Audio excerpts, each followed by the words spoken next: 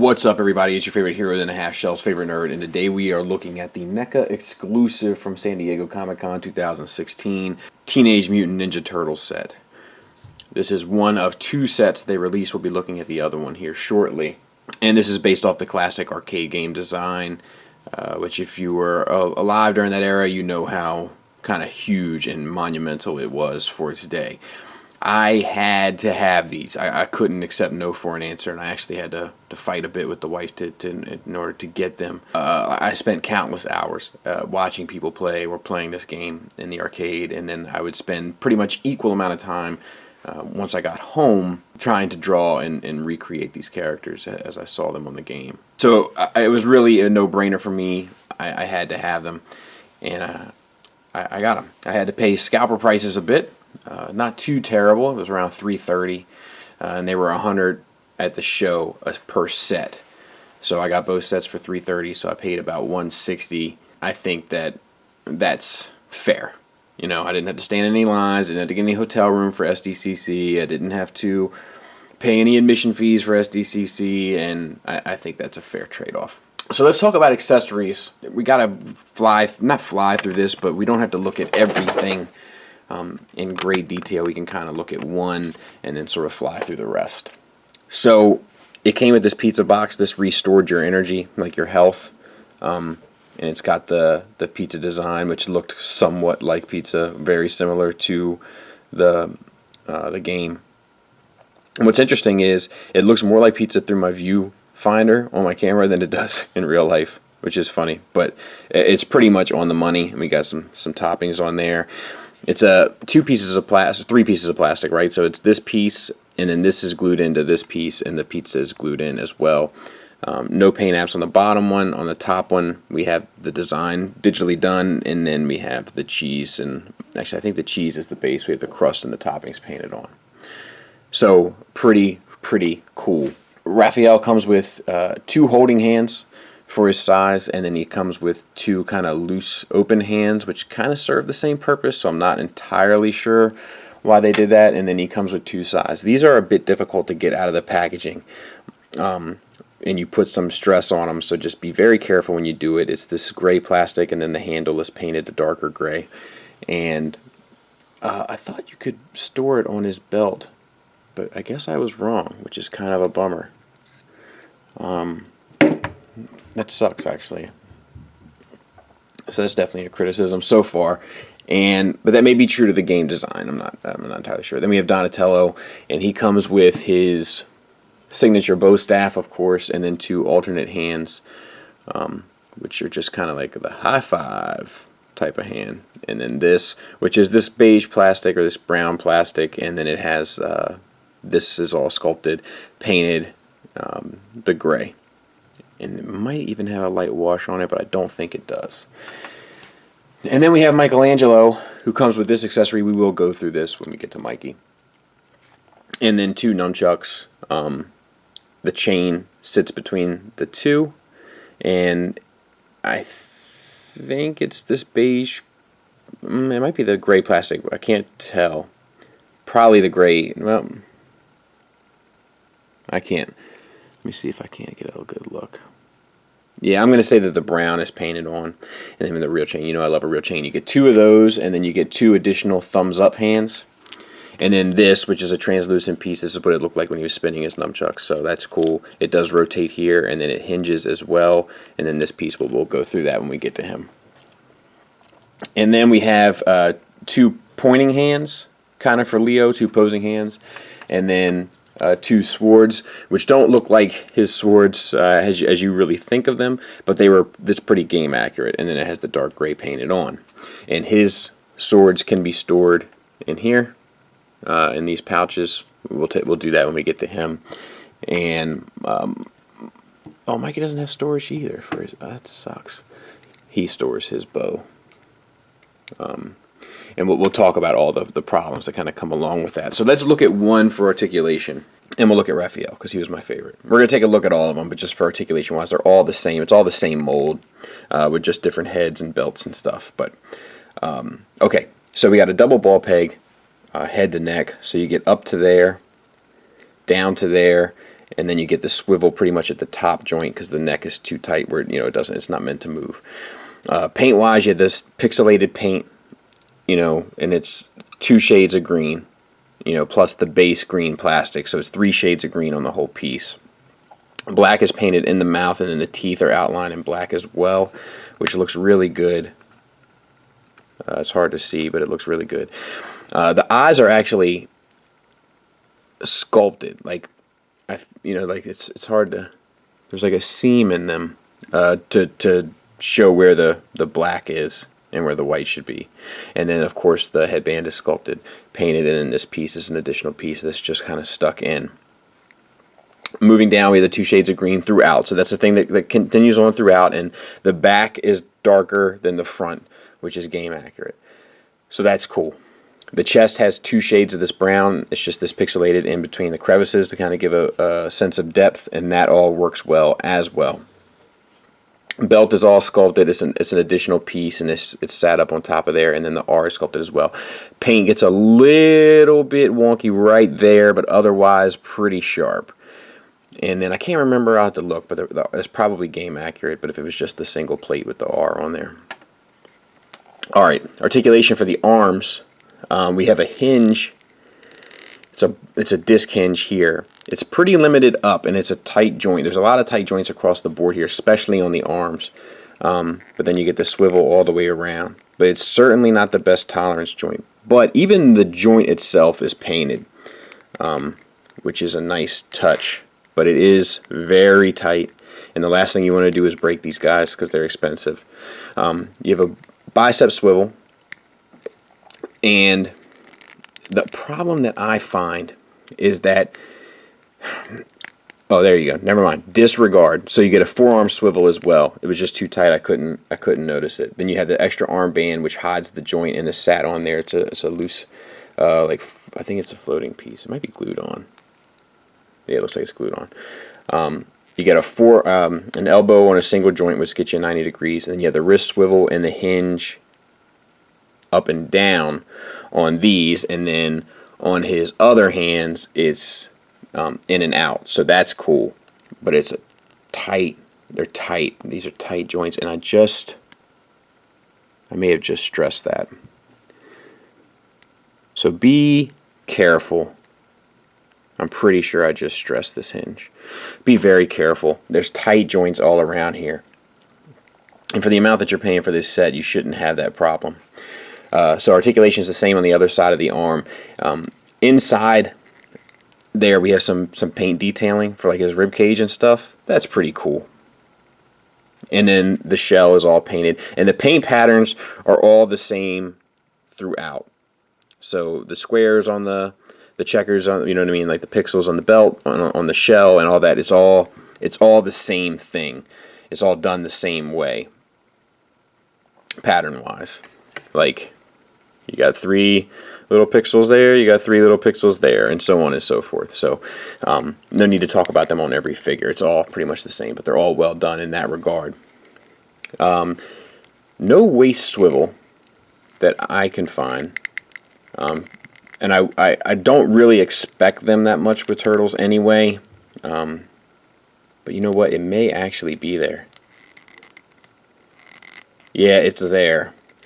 It's just this inner piece. So the shell doesn't, but the inner piece swivels just a little bit, maybe 5 or 10 degrees, which is cool. It's not super effective or efficient, and it's going to limit articulation and stuff, but it's pretty cool. This is a softer plastic, so it does have a little bit of give, so that's nice as well. Alright, so we have a universal joint here for the hips, and these are actually kind of well done. So it's a, like a swivel out here, and then a swivel forward and back here. And they do articulate independently, but they have the tendency to want to come together as a team because stuff is so tight. But they do move independently. But you can almost get them to do the full split. This side is much better tolerance than this side, as you can see.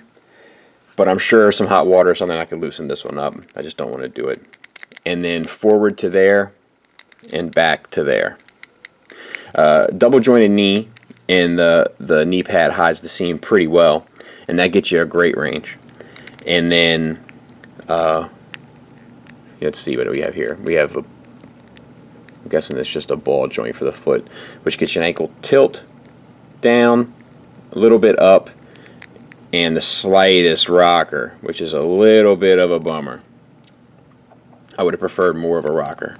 But that's the articulation of these guys. I will talk about the accessories now for each and kind of the little differentiation. So for Raph, he has these size, and it's such a tight fit. But he can hold them, no problem. And he can also hold them in this hand as well. And I think I like that better. So I'll probably switch mine out, and we'll take a look at how I keep mine at the end. But it just looks a little bit more natural. So, to be noted. As for Donatello, of course, the purples, he has no teeth showing, just like kind of the grin, which is cool. And everything else is pretty much the same. The belt has this extra loop, which you can get this to go in, but I would advise heating all this up first because, you know, it's a long piece of plastic, buddy, and you don't want to break this. Now, this itself does open up, so you can be able to fit the hand in, and it actually probably even helps going in there as well, absolutely. But I'm not going to force it because it's not worth it to me, but this will definitely help, especially in fitting it in the hand, which you can then do that. So now he's holding it, and that's definitely the way to go about doing it. Very cool. He has a little bit of a looser bicep swivel for whatever reason. This one's fine, and then this one, it's this leg again, it's tighter than this leg. Just something to note. And then the eyes are a bit different. And I'll probably use one of these hands here, you know, but whatever. Leo is showing both sides of his teeth, and he has the L, and then he has the two loops in the back where you can insert his knife, his sword rather. I'm not going to do that just because stuff is really tight, and I'm not going to risk breaking it. He does have these hands, and both hands can hold the sword. So he has these hands which you can hold it, and these, which is pretty cool. Or you can use it as just a pointing hand, but this is kind of like a pointing and I'm going to get you, so I kind of dig that. And lastly, Michelangelo, and he's got like a little bit of a smirk, and that looks good. And I also these swivel. I'm not sure if I said they were glued in. I might have had one that was really tight. I can't recall now because I did this review in segments. But it does swivel, which is a nice feature. It's a nice bonus. So his nunchucks. He of course comes with. Did we talk about this? The 2 thumbs up hands. I think we did. All right. So this one is fine, and it doesn't disconnect at all from what I can tell. The other one has one disconnecting portion, and you can disconnect this, and then you can put this on here, and then you can swivel that around and give them the swinging effect, and we'll take a look at that when we get it in hand. But otherwise, that's pretty much what you're dealing with old Michelangelo. For a quick size comparison, there he is next to the old NECA comic book style turtle and the third-party Krang suit. So pretty good size. Kind of on par with what we've come to expect from a turtle figure in the 6-inch department. Final thoughts wise, I'd be lying if I said I wasn't slightly disappointed by this set. And when I say that, I just mean overall. It's a slight disappointment. I just feel like the joints are too stiff, they're too tight, and nobody bothered to check the tolerances of them. Now maybe they're meant to be displayed in their packaging, and their packaging is great. It's just like the box of the arcade and all that, and I get it, but it should be functional outside of the box as well. And the articulation is fairly limited, mainly in the feet. You can see, you know, in Raph's foot, I kind of got to cheat the system a little bit in order to, you know, make him look right. And the paint is superb, and the materials are good. It's just like doesn't feel fine-tuned. What it comes down to with this set, and there is a thigh swivel. I'm not sure if I mentioned that in the articulation. It was built into the Universal, so that works fine. But like the weapons don't fit in the holsters. They have a hard time getting into the hands at times. The joints have a hard time moving. It's just not what I would expect for a $100 set. Now, to be fair, $100 is fairly cheap to get some nice painted turtles, and I get that, you know. But I mean, most people spend over that, and even if you spent $100, you had to stand in line, you had to go to the show. Like, there's a lot of money tied up in the obtaining of this set, and I'm not sure if it pays off fully. It's not a bad set, and like I said, there's plenty of paint, and it definitely scratches that nostalgic feel. So if you have that strong nostalgic connection to the arcade game, I definitely recommend picking these up. I would imagine that NECA will probably put this out in a like traditional color, like cartoon color set, but that's not really what I want here. I want them to look like the game. And then I'm going to get my SH Figuarts for the cartoon set. And I might get the NECA 1/4 scale movie Turtles because they look really good too, but I haven't totally made up my mind on those. But I gotta be honest, I was expecting a little bit more. And to this day, I still feel like the comic book versions are still probably the best Turtles made to date. That's not to say that this set is bad. It's not. I'm just not sure if this set is worth the amount of hoops you gotta jump through in order to obtain it. I feel like everything should have moved smoothly. I feel like the articulation shouldn't have been limited at all. And I feel like all of the accessories should have been able to be integrated into their hands and holsters and so forth without the slightest bit of hindrance. And those are the problems here. And once again, they're not deal breakers. And also with Raph at that alternate hand, you can make him hold the side like that, which is really cool. I forgot to mention that as well. But it's not deal breakers. You know, it's just they're small critiques. But I mean, I spent $330 for this, for both sets combined. And we're going to look at the foot here very soon. But most people spend $100, and then if you got them at quote unquote retail, but you still got to factor in all of those other additional expenses in order to get this set, and I feel like they should have came a little bit heavier. There's a lot of potential for something great here, but as it is, I think it's something that's just good. And as you can see, like a lot of their poses and stuff are kind of similar because the figures kind of only really lend themselves to looking cool a handful of ways, I feel like, and putting too much stress on any of these joints make you feel like you're going to break it. And that's the last thing you want to do when you shell out, so to speak, this much money for a set. I would say if you know what type of person you are, if you know in your heart of hearts you're not even going to be able to sleep at night until you get these, get them, because you'll be content. Like I'm content. But if you're like on the fence, not sure if you want to pick them up, not sure they're like could look kind of nice, kind of have some, I would say pass. Because they're just not good enough if you don't have that strong connection to this particular aesthetic and that particular game. Which I do, so I'm content, but I'm not sure if that's the best decision that I could have made. But, to be fair, I'm not sure that I'm known for making the best decisions. Laura, I gotta be honest with you, I resent the question. What type of monster do you take me for? Do you think I would just leave the baby unattended? Without anyone to watch over her? Being only a few days old? I left her in good hands. What do you take me for? So I would say, if you have a strong connection to the game, pick them up. If not, skip them. Maybe they'll do a cartoon version of these, like a cartoon paint job of these guys. Or you can wait to see what SH Figuarts has in store. If they do end up doing like a video game paint job and a cartoon paint job, I'll be a little bummed by it. Like, not that I don't want people to have what they want. I do, but it just makes the idea of an exclusive kind of a joke. That being said, if they do put out a cartoon version, I'll probably pass on those and just go with SH Figuarts. But it would be very third party of you, NECA. Thanks for listening, and thanks for watching. Until next time, take care.